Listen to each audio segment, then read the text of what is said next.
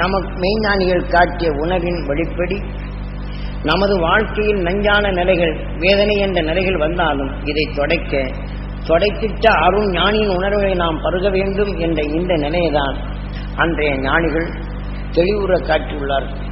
ஆக எந்த உயிர் நம்மை சிசித்ததோ அந்த உயிரிடமே வேண்டி என்னை அறியாத பிழை நீக்கி அந்த மெய்ஞானி உணர்வை நாம் பெற வேண்டும் என்று எந்த மனிதன் இயங்குகின்றானோ அந்த உணர்வின் துணை கொண்டு நம்மை அறியாத வந்த தீமைகள் அகற்ற முடியும்.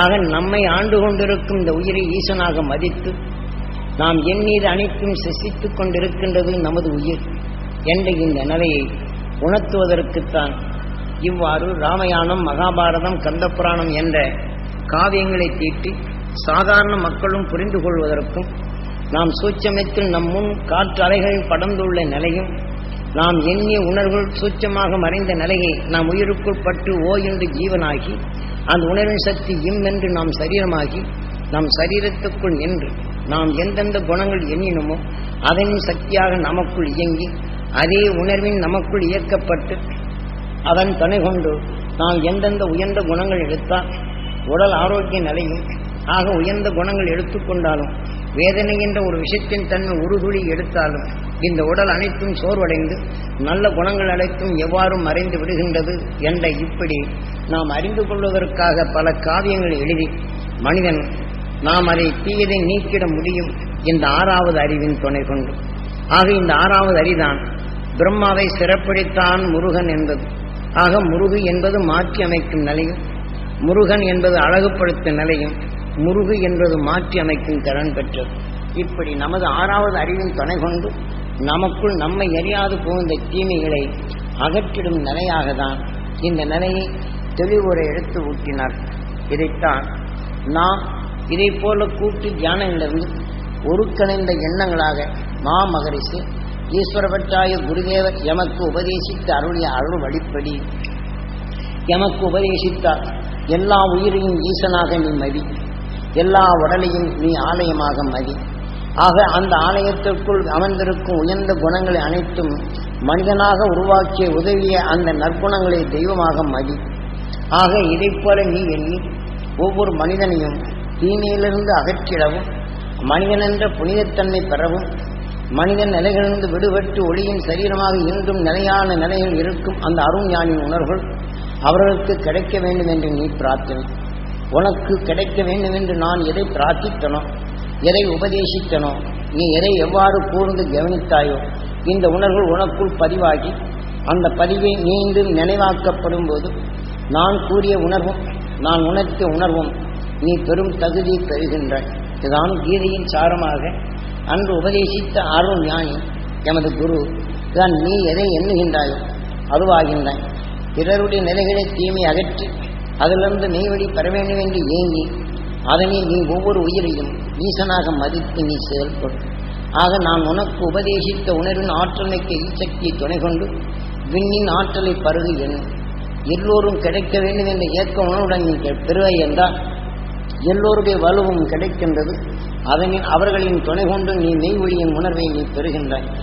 ஆக அந்த மெய்ஞானியினுடைய உணர்வை நீ பெறும்போது அது உனக்குள் விளைந்து உன் சொல்லால் கேட்போர் உணர்வுகளிலும் அது ஆழ பதிந்த நினைவு கொண்டு அவர்கள் நினைவு கொள்ளும்படி செய். அவர்கள் எப்போது நினைவு கொள்ளுகின்றனரோ அப்போது அவர்கள் அந்த தீமையிலிருந்து விடுபடுகின்றனர். அவர்கள் அறியாது சேர்ந்த அந்த தீமையிலிருந்து அவர்கள் விடுபட இத்தகைய உபாயத்தை நீ கண்டறிந்த, நீ உனக்கு உணர்த்திய இந்த உணர்வை உணர்த்தி துணை கொண்டு நீ கண்டறிந்த இந்த அறிவினை எல்லா மக்களுக்கும் நீ உபதேசி இந்த உணர்வினை அங்கு ஆழ பதிச்சு அவர்களின் நினைவினை இந்த அருண் ஞானி உணர்வை பெரும் பகுதியாக நீ அந்த உணர்ச்சிகளை தூண்டச்சு. ஆக அதன் வழிகளே அவர்கள் பெறுவார் என்றால் அவர் அறியாது உட்புகுந்து அவர்கள் நல்ல குணத்தால் உயர்ந்த பண்பார் பரிவார் பிறரை காத்திடும் நிலைகள் கொண்டு பிறரை காத்திடும் செயலாக செயல்பட்டாலும் பிறர்படும் துயரத்தின் உணர்வுகள் நுகர்ந்தறிந்தே செயல்பட முடிகின்றது. அவர்கள் படும் துயரத்தை நுகர்ந்தறிந்த பின் துயர்படுகிறார் என்று அறிந்து துயரத்திலிருந்து நீட்டிடும் நிலையை செயல்படும் இந்த நல்ல மனிதர்கள் அவர் அறியாது உள்புகுந்து விடுகின்றது. பாலில் விஷம் பட்டது போலே ஆக தெளிவாக இருக்கும் இந்த உணர்வுக்குள் இந்த விஷம் கலந்த பின் அவர்கள் செயலற்றதாக ஆகிவிடுகின்றனர். பிறரை காத்து விடுகின்றனர். ஆனால் அவருக்குள் இருக்கக்கூடிய நல்ல குணங்கள் மறைந்து விடுகின்றன. இதை போன்ற நல்லோரை காத்திடும் நிலையாக அந்த நாம் கொடுக்கும் உபதேசத்தின் உணர்வின் தன்மை உனக்குள் உன்னை அறியாது சேர்ந்த தீமை அகற்றிடும் செயலாக எமது வாக்கு உனக்குள் வேலை செய்யும். இதைப்போல பிறர் செய்த நன்மையின் பயனாக அவரை அறியாது உள்புகுந்த தீமையிலிருந்து விடுபட்டு மெய் உணர்வு பெறும் நிலையில் நீ அவர்களுக்கு அவர் உயிரை கடவுளாக மதித்து அவன் அமைத்த ஆலயம் என்று மதித்து அந்த உடலில் நிற்கும் உயர்ந்த குணங்களை காத்திடும் நிலையாக நாம் சொன்ன உபாயத்தை ஆக விண்ணை நோக்கி ஏகி அந்த உணர்வின் தன்மை பருகி உணர்வின் சொல்லாக வெளிப்படுத்து கேட்போர் உணர்வில் ஆழ பதியச்சி அருண் ஞான வித்தை அவரை பின்பற்றி எவரெவர் செல்லுகின்றனோ அவர் நிலைகளில் அவர் அறியாது போந்த தீமை அகற்றிடும் சக்தி அவர்கள் பெறுகின்றனர். அவர்கள் பெற வேண்டும் என்று அவர்களை நீ நினைத்து நீ தியானிப்பாய் என்றால் அவர்கள் எண்ணும் போது அவர்களுக்கும் தீமை அகற்றும் சக்தியை கிடைக்கின்றது. ஆக ஒரு நெல் ஒன்றும் சமைத்து நாம் உணவாக உட்கொள்ள முடியாது.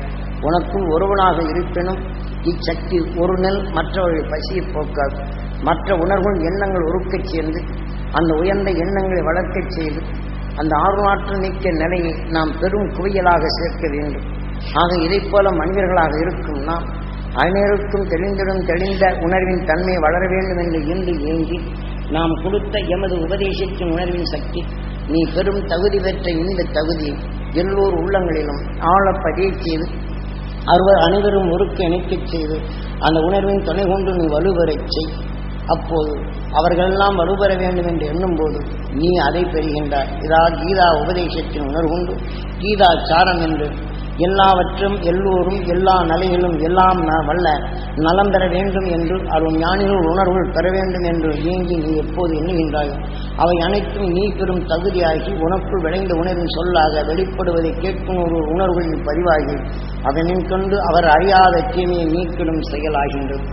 ஆகவே இதை மனிதனான ஆறாவது அறிவின் துணை கொண்டு இன்று விஞ்ஞான அறிவால் பல அணுவுக்குள் அணுவாக இயங்கி கொண்டிருக்கும் அணுவை பிளந்து அணுவின் ஆற்றலை பெருக்கி இனி அணுகுண்டு ஹைட்ரஜன் குண்டு என்ற நிலைகளை அது உருவாக்கி சக்தி வாய்ந்த வெடிப்பினை வெடிக்கச் செய்து வெடித்த உணர்வலைகள் வெளியிலே படரப்படும் போது சூரியனின் காந்த சக்தி கவர்ந்து அது அலையாக பெரும் புயலாக மாறி இந்த பூமியிலே விளைய வைத்த அதே அணு கதிரியக்கங்கள் ஒன்று சேர்த்து குவிக்கப்படும் போது தான் குவித்து விளைந்த உணவின் நிலைகளை அவையும் படர்ந்து ஆக இரும்பாக இருந்தாலும் உருகச் செய்கின்றது, கல்லாக இருந்தாலும் கரையச் செய்கின்றது, ஆக மரமாக இருந்தாலும் அது கருகச் செய்கின்றது, ஆக மனித உடலாக இருந்தாலும் கருகச் செய்து தன் இனமான கதிரியக்கத்தை அணைத்து சென்று பெரும் புயலாக மாறி ஆக அனைத்தும் அணைத்து ஒளியாக மாறுகின்றது. இதை போலதான் மனித வாழ்க்கையில் ஒளியாக நின்று என்ற உணர்வின் தன்மையை தனக்குள் வைத்து உணர்வுக்குள் பறந்த தீமையை வெடிக்கச் செய்து அந்த தீமையின் நிலைகள் அகற்றச் செய்து அந்த உணர்வை வளர்த்தற்ற உணர்வின் அணுசக்தியின் தன்மையை ஒருங்கிணைந்து உயிருடன் ஒன்றிய ஒளியின் சரீரமாக இன்றும் நிலைத்திருந்து வாழ்ந்து கொண்டிருக்கும் அருண் ஞானியின் உணர்வை நீப்பது. ஆகவே அதன் வழிகளில் ஒவ்வொரு மனிதனின் உடலுக்குள் இது புகச் செய்யும் போது அவர் எண்ணத்தால் அதனின் நிலைகள் பருக வேண்டும் என்று எவர் ஒருவர் இயங்குகின்றனவோ அதனின் உணர்வு அவர் உடலுக்குள் சென்று அவர் அறியாத தீமை விளைக்கும் நஞ்சினை பிளந்து உயிருடன் ஒன்றிய ஒளியின் சரீரமாக மாற்றிடும் நிலை பெறுகின்றது. ஆகவே அந்த அருள் மகிழ்ச்சிகள் எவ்வாறு என்றும் அழியா சரீரம் பெற்றனரோ இதை போன்று மனிதனானவன் முழுமை பெறும் நன்னாள் தான் அது. ஆகவே முழுமை பெறும் நிலையான இன்று பௌர்ணமி இப்படி இன்று மற்ற எதுவும் தடையின்றி இன்று ஒளி வீசுகின்றதோ பௌர்ணமி இதை போன்று நாம் தடையின்றி நாம் என்றும் நம் உணர்வு அனைத்தும் என்றும் ஒளிச்சுடராக நிலைத்திருக்கும் இந்த நன்னாளில் இந்த பௌர்ணமி நன்னாள் தான். இந்த நன்னாள் இதன் அருகிலே இன்று சப்தரிஷி மண்டலங்கள் வருகின்றன.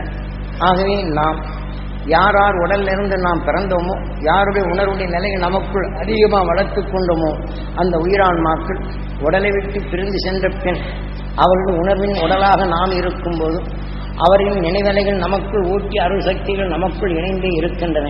இதனின் துணை கொண்டு நாம் கூட்டு தியானங்களிலிருந்து இதுபோல சப்தரிஷி மண்டலங்களின் நிலைகள் நாம் பெற வேண்டும் என்று ஏங்கி அந்த உணர்வின் வலுகொண்டு துணை கொண்டு அதனின் வலுவின் இணையார் அந்த சப்தரிஷி மண்டலத்துடன் இணைத்திடும் ஆற்றல் நாம் அனைவரும் பெற முடியும்.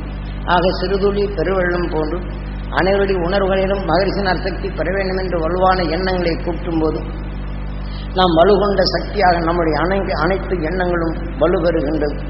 நாம் சிறு துளி என்று இருப்பினும் அது சிறுகச் சிறுகச் சேர்த்து பெரும் ஆறாக ஓடுகின்றது, பெரும் கடலிலே போய் கலக்கின்றது. இதை போலதான் நாம் சிறுதுளியாக ஒவ்வொரு எண்ணங்கள் எண்ணினாலும் நாம் பல ஆயிரம் பேர் எண்ணும் இரு பெரும் வெள்ளமாக மாறி ஆக தீமையை அடித்துச் செல்லுகின்றது. இதை போலதான் நமது ஆன்மாவில் நமக்குள் படிந்திருக்கும் தீமை அகற்றும் நிலையாக ஒருங்கிணைந்த நிலைகள் கொண்டு நாம் தியானிக்கும் வலுவார் இன்று நம் முன் படர்ந்திருப்பதை குவித்து நம் உணர்வின் தன்மை நம் ஆன்மாவுக்கு முன் நிறுத்தி நம் ஆன்மாவிலே கலந்துள்ள தீமையை அகற்றின உணர்வாக நாம் சுவாசித்த உணர்வு நம் உடலுக்குள் புகுந்து நமக்குள் தீமை விளைவிக்கும் அதனை அடக்கி நினைவினை வலுகொண்டு நாம் நம்முடன் இணைந்து உடலை விட்டு பிரிந்து சென்ற அந்த உயிரான்மாக்களை அந்த மகிழ்ச்சிகளின் உணர்வு அருள் சக்தி பெற வேண்டும் என்ற எண்ணத்தால் நாம் அனைவரும் சேர்த்து அவர்கள் உந்தி தள்ளும் போது விந்து விசையின் சக்தி அதிகமாகின்றது. ஆகவே அந்த அருஞானிகள் மீண்டும் வாழ்ந்து கொண்டிருக்கும் அந்த உணர்வலைகள் சூட்சம உடல் பெற்ற சூட்சம சரீரத்தை நாம் அந்த உயிரான்மாக்களை சப்தரிஷி மண்டலத்துடன் இணைக்கச் செய்கின்றோம். அவ்வாறு இணைக்கச் செய்யும்போதுதான் தன்னை அறியாது அவர்களுடைய வாழ்க்கையில் சேர்ந்த நஞ்சாய் இருப்பினும் இன்னொரு உடல் பெறும் நஞ்சான உடலாக பெறும் உணர்வின் செயல் இருப்பினும் அந்த உயிரான்மாவை சப்தரிஷி மண்டலத்துடன் இணைக்கச் செய்யும்போது இந்த உடல் பெறும் உணர்வை அந்த நஞ்சினை கருக்கி விடுகின்றது. பின் அந்த நஞ்சினை வளர்த்திட்ட அந்த உயிரின் துடிப்பான நஞ்சால் இயங்கி கொண்டிருக்கும் உயிர் ஆக இந்த நஞ்சால் இயக்கிக் கொண்டிருந்த இந்த அணுவின் தன்மையும் இந்த உணர்வின் தன்மை ஒளியாக மாறி இன்றும் ஒளியின் சரீரமாக இன்று திகழ்ந்து கொண்டிருக்கும் அருண் ஞானியின் உணர்வுடன் நாம் என்றும் நிலையாக அந்த ஆன்மாவை செயல்படுத்த முடியும். ஆக அவ்வாறு அவர்கள் ஆனால்தான் நாம் நினைவின் எண்ண அலைகள் விண்ணியை நோக்கி மகிழ்ச்சிகளின் அசக்தி நாம் பெற வேண்டும் என்று இயங்கும் போது நாம் எந்த நம் மூதாதையுடைய உயிரான்மாக்களை நாம் விண்செலுத்திய பின் நாம் அவருடைய உணர்வு நம் உடலுக்குள் இருக்கும்போது நாம் சப்தரிஷி மண்டலங்களை எண்ணி விண்ணை நோக்கி ஏகும்போது அங்கு சப்தரிஷி மண்டலங்களிலிருந்து வெளிப்படும் உணர்வின் தன்மை எல்லெருகில் நாம் பெற முடியும். அந்த தகுதியை ஏற்படுத்தும் நன்னாள் தான் இந்த பௌர்ணமி நன்னாள். ஆகவே நாம் இங்கிருந்து கொண்டு போய் இறந்த உடனே கருக்கி சாம்பலாக்கி கங்கையில் கரைத்து விட்டால் பாவங்கள் போகும் என்றும் அல்லது உடலை பதைத்து விட்டு ஆக நாம் பலர் ஜெபித்து இந்த பாவ புண்ணியத்தை போக்க குருமார்கள் வந்து தீர்த்தத்தை அதுமேல் தண்ணீரை தொழித்து விட்டால் அவர்கள் செய்த பாவங்கள் போய்விடும் என்றால் போகாது.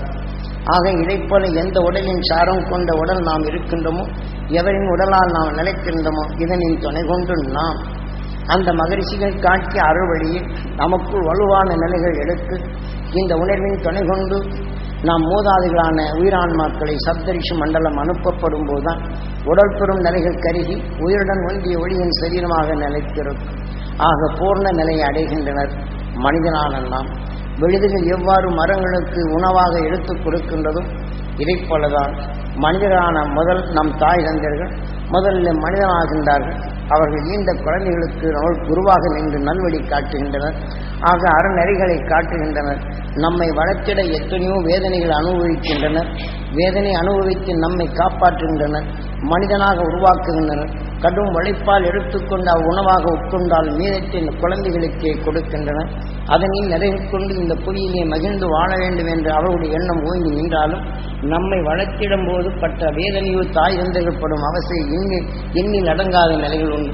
நம்மை வளர்த்திட நம்மை காத்திட பட்ட வேதனை உணர்வு அவர் நல்ல உணர்வுக்குள் கலந்து அந்த வேதனையின் தன்மை கொண்டு உடல் நலிந்து வெளியிலே சென்ற பின் நம்மை காத்திட்ட அந்த தாய் தந்தைகளின் நாம் அவர்கள் உடலின் தன்மை கொண்டு நாம் நினைக்கொண்டு தன் உடலை காத்திட்ட அருண் ஞானின் உணர்வின் நாம் பருகி அந்த உணர்வின் துணை கொண்டு நம் அன்னதந்தையான நாம் நமக்காக பல வேதனைகள் பெற்று உடல் நனைந்து வெளியே சென்ற அந்த உயிரான்மாக்களை அந்த குல தெய்வங்களை சப்தரிஷி மண்டலத்துடன் இணைக்கச் செய்து என்றும் பிறவாநிலை என்று எவரொருவர் செய்கின்றனரோ அவர்களே மீண்டும் முழுமை அடைகின்றனர். அது அல்லாதபடி நான் சாஸ்திரங்களுக்கு எங்கள் அப்பா அம்மா சாப்பிட்டாங்க அந்த கறியெல்லாம் சாப்பிட்டு வச்சு அவர் செய்த பதார்த்தத்தை செய்துவிட்டு ஒரு நினைவாக நாங்களும் சாப்பிட்றோம்னு சொன்னால் மீண்டும் புவியின் ஈர்ப்புக்குள் வந்து மீண்டும் பேயாக நோயாக வரும் அந்த உணர்வின் தன்மை தான் நாம் செயல்படுத்த முடியும். ஞானிகள் காட்டிய அறுவழியின் தன்மையும் காலத்தால் அது மறைந்து அரசல் காட்டி அறநெறி தவறிய அந்த உணர்வின் நிறைவு கொண்டு அரசன் தன்னை காத்திட்ட வகுத்து கொண்ட சட்டத்திற்குள் அவன் சட்டத்தை தெய்வமாக்கி அதன் வழியிலே சட்ட இயல்புகளை காட்டி இது எங்கள் குல தெய்வம் என்று அவனை அணுகி அவனுடைய மக்கள்கள் வாழ்ந்திட செய்திட்ட இந்த நிலைதான் ஒவ்வொரு மக்களும் மதமாக ஏற்படுத்தப்பட்டு மதத்திற்கோ தெய்வம் என்று இணைத்து அந்த அரசன் கீழ் அவன் சொன்ன வழியில் நாம் செயல்பட்டு வந்த நிலைதான் இப்போது சாஸ்திரங்களும் சட்டங்களும் அரும் ஞானிகள் நமக்குள் காட்டி நிறைவு கொண்டு தீமைகள் அகற்றி மெய் உணர்வை தனக்குள் வளர்த்து இன்றும் அழியா சரீரமாக வாழ்ந்து கொண்டிருக்கும் அவர்கள் உடலில் வெளிப்பட்ட இந்த உணர்வு தான் இன்றும் நம் பூமியிலே சுழண்டு கொண்டிருக்கின்றது. அதுவும் பருகும் நிலையாக தான் உங்களுக்கு கூட்டு தியானமும் அதனின் வலுகொண்டு நமக்குள் அது வலுப்பெற்று நம்மை எரியாத உள்புகும் தீமையை அகற்றிடும் செயலாகவும் அதே சமயத்தில் நாம் அந்த வலுவின் துணை கொண்டு நாம் மூதாதிகான உயிரான்மாக்கள் இன்னொரு பிறவா நிலை செய்யும் தலையா கடமையாக இன்று நாம் எடுத்துக்கொள்ளும் கூட்டு தியானம். ஆகவே நாம் ஏதோ வேடிக்கை பார்க்க வந்தோம் என்பதில்லை. நாம் இன்றைய மனித வாழ்க்கையில் எவ்வளவு கோடி பணம் இருக்கணும் இன்று விஞ்ஞான உலகில் நாம் காணுகின்றோம்.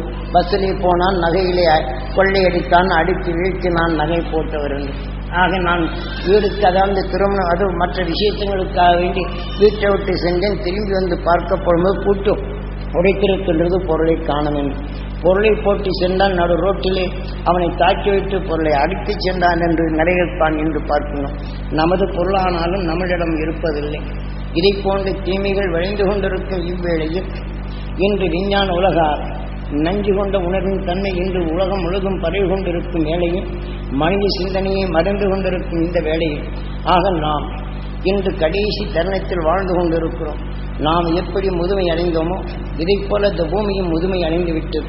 ஆக வேதனை, வெறுப்பு, சலிப்பு, சஞ்சலம், சங்கடம், கோபம், குரோதம், அழித்திடும் பழிதீர்க்கும் உணர்வின் தன்மை இந்த பூமியிலே விளைந்த மனிதன் தனக்குள் விளைவித்த உணவின் நஞ்சான உணர்வுகள் இது வெளிப்பட்ட பின் இன்று நமக்கு உணவாக கொடுத்து கொண்டிருக்கும் தாவர இனங்களுக்குள்ளும் நஞ்சுகள் பதைந்து இதனின் உணர்வு கொண்டு அங்கு இயக்க சக்தியின் அணுக்கிருமிகள் உருவாகி ஆக நமக்குள் உணவாக கொடுக்கும் நிலையும் அது மறைக்கச் செய்கின்றது. இதை போன்ற தீமைகள் அதிகமாக விளைந்து ஆக நம் உடலின் தன்மை எப்படி நலிந்து விடுகின்றதோ இதைப் போல பூமியில் படர்ந்துள்ள இந்த உணர்வின் தன்மை மற்ற அனைத்தும் நலிந்திடும் செயலாகவும் பூமியின் செயலற்ற நிலைகள் மறையும் நிலையாகவும் இந்த பூமிக்குள் வாழ்ந்திடும் மனிதன் நிலைகள் இன்று முதுமை அடைந்தது போல இதற்குள் வாழும் நிலைகளுக்கு சரியான உணவோ அதற்கு வேண்டிய நிலைகள் கொடுக்கும் நிலையற்ற நிலையில் இன்று பூமி தவித்துக் கொண்டிருக்கின்றது. ஆகவே அதுவும் முதுமையடையும் நிலையில் பருவப்பட்ட இந்த வேளையில் இந்த முதுமை வென்று என்றும் இளமை என்ற என்னும் 16 அடைந்த என்றும் 16 என்ற நிலை பெற்ற அந்த மகரிஷிகளின் அருளியை நாம் பெற்று என்னும் இந்த மனித உடலே முழுமையான நிலைகள் பூர்ண நிலா போல நாம் உயிரின் தன்மை முழுமையடையும் தன்மையாக ஆனால் பூர்ண நிலை பெறும் நல்தான் என்று பௌர்ணம் என்று எமது குரு காட்டிய நிலைகள் கொண்டு நாம் இன்றும் அழியாசரிடம் பெறும் அந்த உணர்வின் சக்தி பெறும் நன்னாளாக நினைப்புண்டு நம் மூதாதிகளை அனைத்தும் நாம் கூடியிருப்பினும் அனைவரையும் துணை கொண்டு இந்த உடலை விட்டு பிரிந்து சென்ற உயிரான்மாக்களை நாம் விண்செலுத்தச் செய்து ஆகையினாலே இன்று இரவு 7 மணியிலிருந்து 10 மணிக்குள் இதைப் போல உபதேசித்தருளி நினைவினை கூடச் செய்து அந்த உணர்வினை உணர்ச்சியில் பொங்கச் செய்து உணர்வின் அந்த வலுகொண்டு நாம் தியானித்து நம்முடன் வாழ்ந்து வளர்ந்து தெரிந்து சென்ற அந்த உயிரான்மாக்களை நாம் சப்தரிஷி மண்டலத்தில் இணைந்து ஒளி சரீரம் தரும் நிலையாக நாம் செய்வோம். இப்போது நீங்கள் உணவறிந்துவிட்டு இங்கே வந்தவர்கள் அனைவருமே இதை போல் நினைத்திருங்கள். அதே போல இந்த உயிரான்மாக்கள் அதாவது இப்போ உடலை விட்டு பிரிந்து சென்ற உயிரான்மாக்களை அவர்கள் சொந்தம் கொண்ட உள்ளவர்கள் அந்த பேரனை கொடுத்துவிட்டு இரவு 7 மணிக்கு எல்லோரும் ஏகோபித்த நிலைகள் கொண்டு இன்னொரு பரவா நிலைகள் பெற வேண்டும் என்று தியானத்தின் முடிவில் நாம் இதை செய்வோம் என்றால் அந்த ஆன்மாக்கள் ஒளிநிலை பெறுகின்றது.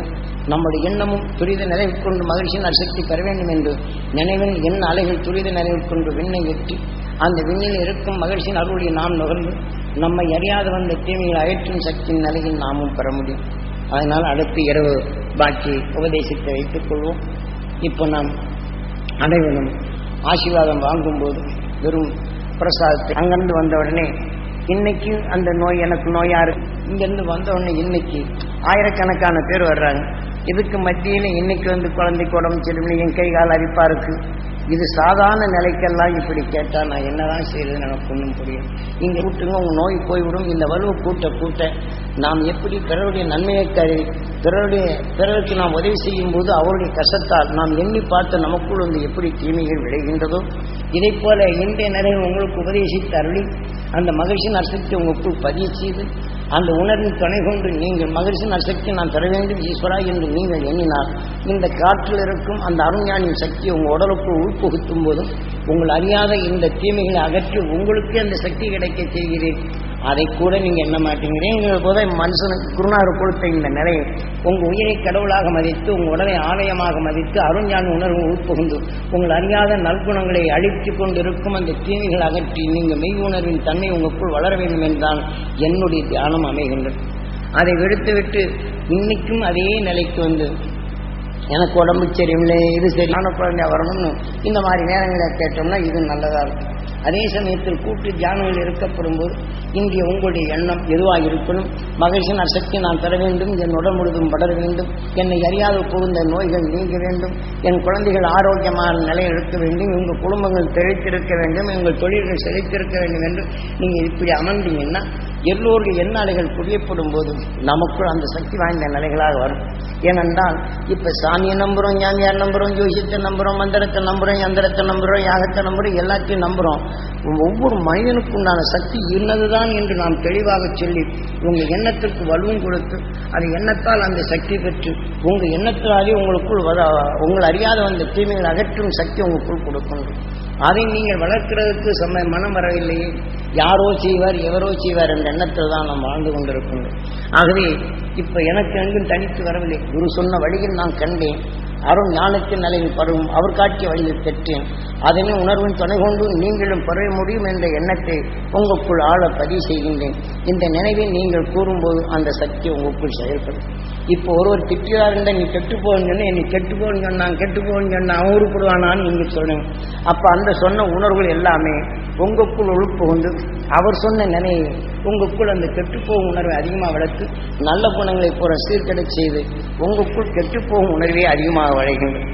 ஆக இதை போல இப்ப எப்படி ஒருத்தரை நீங்க திட்டினவங்களை திருப்பி எண்ணுகின்றனோ இதை போல மகிழ்ச்சி நான் சக்தி நான் தருவேன், என்னை அறியாத இருளை போக்குவேன், மெய் உணர்வு எனக்குள் வளர்ப்பேன், என் பார்வையால் எல்லோரும் நலம் பெறச் செய்வேன், என் பார்வையால் என் குடும்பத்தின் நலம் பெறச் செய்வேன், என் பார்வையால் என் தொழிலை வளரச் செய்வேன், என் வாடிக்கையாளர் நலம் பெறச் செய்வேன் என்று நீங்கள் எண்ணிப்பார்கள். நான் கீதையிலே நீ எதை நினைக்கின்றாயோ அதுவாகின்றான். ஆக நம்ம கீதை சொன்னது யாரு? கண்ணன். அந்த கண்ணன் யார்? நமது கண்ணி. ஆக நான் நல்லது செய்ய வேண்டும் என்று எண்ணினால் அதை பார்வையாக ஏற்று நமக்குள் சாரதியாக நின்று நல்வழியை காட்டுகின்றான். ஆக இந்த பாதையிலே இடையூறு எதை இருந்தாலும் விலைக்கு செல்லுகின்றான். நமக்கு அந்த நல்ல பாதையை இந்த உடலை அழைத்து செல்லுகின்றது, தீமையிலிருந்து அகற்றி இந்த உடலை காக்கவும் செய்கின்றது. அதே சமயம் இன்று நாம் ஒருவருக்கு இடையூறு செய்ய வேண்டும் என்றால் அதனின் நிலைகள் கொண்டு அதே பாதையை காட்டுகின்றது. குறுகிய நேரத்தில் சுருக்கி அவனை உதைக்க செய்கின்றது. உதைத்த பின் அவன் அழுவுறதை கண்டு ரசிக்க செய்கின்றது. அவன் படும் வேதனையை நுகரச் செய்கின்றது. அந்த வேதனை அவன் அடித்து எந்த அளவுக்கு வேதனைப்படுகின்றானோ அந்த உணர்வின் தன்மை நோவப்பின் அதனின் உணர்வு நமக்கு உடலுக்குள் சென்று இன்றைய செயல் நாளைய சரீரமாக வேதனையை அனுபவிக்க செய்கின்றதான் கீதையிலே நீ எதை நினைக்கின்றாயோ அதுவாகின்ற. இதை போல நாம் நம்முடன் சகா நிலைகள் வாழ்ந்தாலும் ஏதோ சந்தர்ப்ப பேதத்தால் ஒருவருக்கொருவர் குறைகள் ஏற்பட்டுவிட்டால் எப்படியும் அவர்கள் கஷ்டப்படுவதை கண்டு நாம் ரசித்துக் கொண்டிருப்போம், கஷ்டப்பட வேண்டும் என்றே எண்ணிக்கொண்டே இருப்போம். இதை போல எண்ணங்கள் நாம் எண்ணுவோம் என்றால் முதலில் நாம் கஷ்டப்படும் உணர்வு நமக்குள் விளைந்து அந்த உணர்வின் தன்மை நமக்குள் அந்த தீமையை விளைவிக்கின்றது. அதனால்தான் அந்த தீமையை நிலைகள் கொண்டு நாம் எண்ணும் போது நமது கண் தீமை விளைவிக்கும் இடங்களுக்கு அழைத்து சென்று மீண்டும் தீமையை அனுபவிக்கும் நிலையை நம் கண் வழிகாட்டுகின்றது.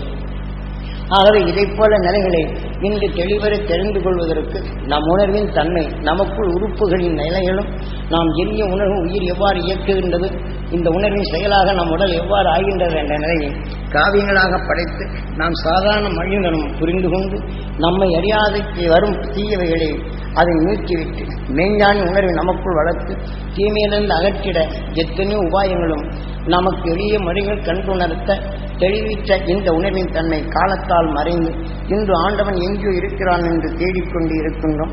இறைவனை எங்கே இருக்கிறான் என்று தேடிக்கொண்டு இருக்கின்றோம்.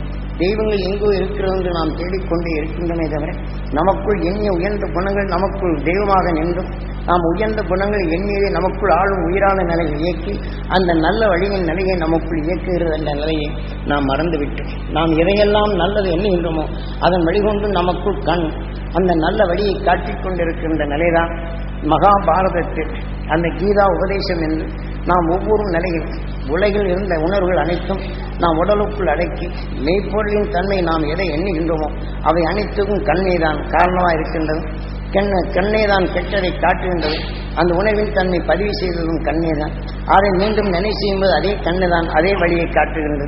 இதே போன்ற நிலைகளை நமக்குள் ஒவ்வொரு உறுப்புகளும் நமக்குள் எவ்வாறு இயங்குகின்றது என்ற நிலையை தெளிவர எழுத்துவதற்காக மகாபாரத போர் என்றும் அதிலே நடு மையமாக வைத்து கீதை என்ற நிலையிலும் ஆக சாரதியாக வந்து நடக்கிறார் என்றும் குருச்சேத்திர போர் என்றும் எத்தனையோ வகை கொண்டும் நாம் தெளிவாக தெளிந்திட எத்தனையோ வகையான முறைகளில் நாம் புரிந்து கொள்ளும் நிலையாக மகரிஷிகள் எழுதியிருந்தாலும் காலத்தால் படித்துணர்ந்தவர்கள் அவர் பழப்புக்காக திசைகளை திருப்பி அவர் ஏதோ எல்லாவற்றையும் கற்றுக்கொண்டார் என்ற அவரே பெரிய மகான் என்ற நிலைகள் கொண்டு அவரை கொண்டு நாம் வணங்கும் நிலையும் அவர்கள் பொருளை கொண்டு குவிக்கும் நிலைகள் தான் இன்று உண்மையின் நிலைகள் மறைந்த நிலைகள் தான் நாம் இன்று வாழ்ந்து கொண்டிருக்கிறோம்.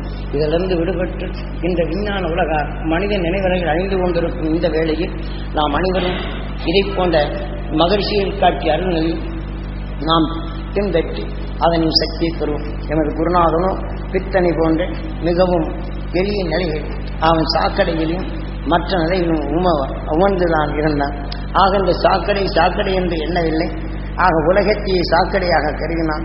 அந்த சாக்கடையிலிருந்து விலகி நிற்க வேண்டும் என்று அருண் ஞானி உணவை சத்தா நுகர்ந்து கொண்டிருந்தான்.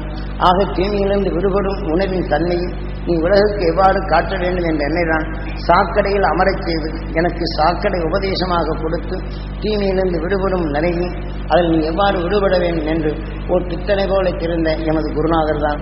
ஆக அவருக்குள் அடங்கிய உணர்வின் செயல் கொண்டு இந்த தீமையை அகற்றிடும் செயலாக நான் கல்வியறிவு இல்லை என்றாலும் இந்த உணர்வின் ஆற்றல் மிக்க நிலையில் அது அவர் உணர்த்தி உபதேசித்த நல்வழிப்படி காட்டிய நெறிப்படி அதனை நான் கவர்ந்து எனக்குள் வரும் அந்த நிலையை வளர்த்து தீமையை வராதபடி காட்டிடும் நிலையாக அனைவருக்கும் கிடைக்க வேண்டும் என்று அவர் செய்ய உபதேசித்த அருள்வழிப்படித்தான் உங்களுக்குள் உபதேசிக்கின்றேன்.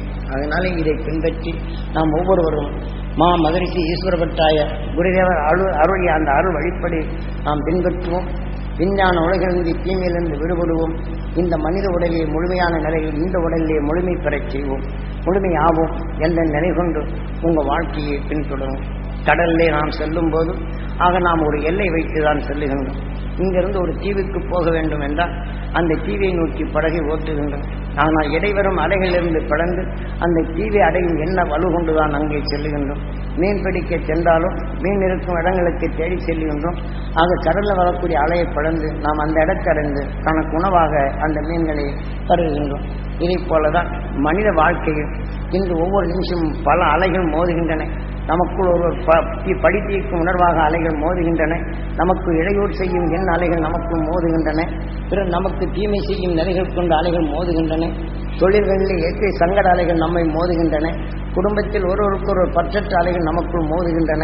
இதே போல பல அலைகள் மோதி நாம் போகும் பாதை எதுவென்ற நிலைகளில் இன்று தவித்துக் கொண்டிருக்கும் இந்த நிலை ஒவ்வொரு குடும்பத்திலும் இந்த நிலைதான். ஆக நாம் பின்பற்றி எங்கே செல்ல வேண்டும் என்று ஒரு குறியை வையுங்கள்.